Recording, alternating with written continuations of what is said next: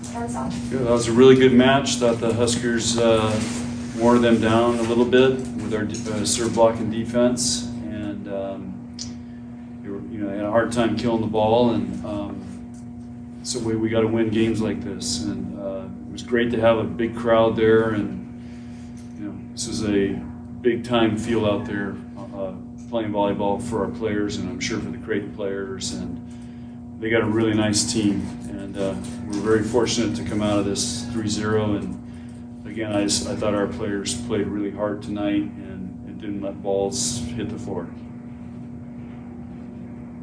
Lexi was just talking about how the big difference was they came out and played good from the get-go, whereas a couple game matches so far has been kind of slow starts. How important was that to set that tone right away against Creighton? Well, I think this match, and everybody was a little nervous. I think both teams probably, and like 9 of our players, this is the first time they played in front of a crowd like this, and I don't know about Creighton. Well, Creighton, probably all of them. So, no, Zimmerman, those guys were here 2018, I think. So a couple of them had played in front of something like this. So there was a lot of adrenaline going, I think, and there was Creighton started off better than we did, and then we kind of caught back up, and it went back and forth, and we just kind of made a run and broke it open, and that's how we got that game. But our goal tonight was to play relentless every point. Do you think you did? I think we were very close, yes. Not every. There was a couple I'll take back, but they played hard and with great energy tonight, and those are 2 really good volleyball teams. How would you describe the rhythm tonight? It was kind of I love boxing, or it was a slugfest. A lot, they blocked really well. They were getting a lot of touches. But I think the key is, if you look at Zimmerman and Nora, I think they had about 80-something sets, and I think they hit negative, and that's how you have to beat that team. You can't let those 2 go off, and so I think that's what it was. It was a left side slugfest against our blocking defense, and we won more than they did, and that was the difference in the match. So I think they had 5 players with multiple assists. That's usually not a good number. What did you see in terms of how disruptive your players were from behind the line? Serving? Yeah. Keone Lay and Nicklin and Roddy, Lexi Rodriguez, I thought put a ton of pressure on them.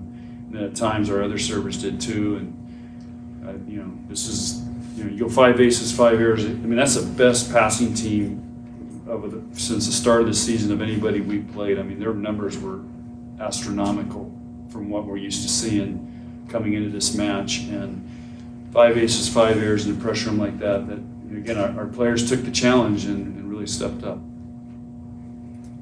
You thought Creighton was a top 5 type team based on their non-conference, so how does this result make you feel about your team? I feel better, but we hit 177. We didn't have a lot of errors, which is good, but we got to find ways to kill some more balls. We're going to dig that many balls. What were the digs? 69, 59. 69, yeah. So 70 digs in a 3-game match. That's over 20 a game. So we got to convert more of our digs. That's the next thing we got to really focus on, is convert more of our digs. So if you're digging, we should have more kills than that, digging that many balls. I'm sure you've seen a lot of teams be demoralized by your defense, and I'm sure you've been demoralized by other defenses. Oh, How yeah. demoralizing is it when you have that many attempts and they just couldn't get it past your defense? Yeah, we've been there, and it's really tough, And here's the one thing: and we tell our team this, when you play great defense, it's really hard to prepare for that. And it's no different. It's in basketball, football. If you're going against a great defensive team, there's really not much you can do. You keep swinging, you try to find more ways, but if they're relentless on you, it makes it really hard. And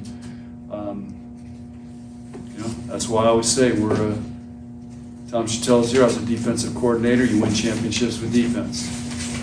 Is it all mentality, John? Because you mentioned just be relentless, and the players came in here and talked about just trying to not let any ball get down and putting their foot on the gas pedal. Yeah, I mean, we train that, you know, if you watch our practices, I mean, we train to not let balls hit the ground. And I was talking about this week, I mean, we have 4 exceptional defensive players in Keone Lay, Nicklin, Roddy, and K2. So, I mean, those are 4 exceptional defensive players. I mean, as good as we've had at Nebraska. And now we got 4 of them on the court sometimes all together. So that's why we kind of go into this, you know, getting them in the game, because those K2 and Keone Lay are difference makers from the back row. You ever had 4 on one team? No, we were talking about that. You know, I think the best group we had was Ani Albright, Kenzie Maloney, and Justine. That was an elite group, and that was those guys playing in 17. We have all those guys. Yeah, 17. If you had to use a word to describe the effort of those 4 tonight, what would you go with? Well, my coaches always say all gas, no brakes. So whatever that means. Maybe that's an extension of that. I mean, to be able to put them away the way you did. I mean, like, how impressed were you with your players' ability to just sustain? You know, they started well, got a 2-0 lead, and then kind of finished it strong. Yeah. So it's always hard to do sometimes. It's the first time we've done it all year. So we're 0 for 5 up till tonight. So now we gotta keep it going, and they gotta understand. You know, it's got to be like this every night, because it just gets tougher. So it's a good learning match for us. You know, again, we got a lot of young players, and so and I think almost everybody played again tonight, which is great. We got some people that can play, and we're going to continue to rotate them in there. John, how do you summarize the entire night? You know, the crowd, the atmosphere, and especially after what happened last year, and then to come out and play the way that you did against the team that was previously unbeaten. I'll just give you one quote from Nicklin. She came running in after we warmed up to change before we go out, and I heard her coming in. She goes, "God, you see how many people are out there? They're everywhere." So just as for her to say that there's your answer to that question.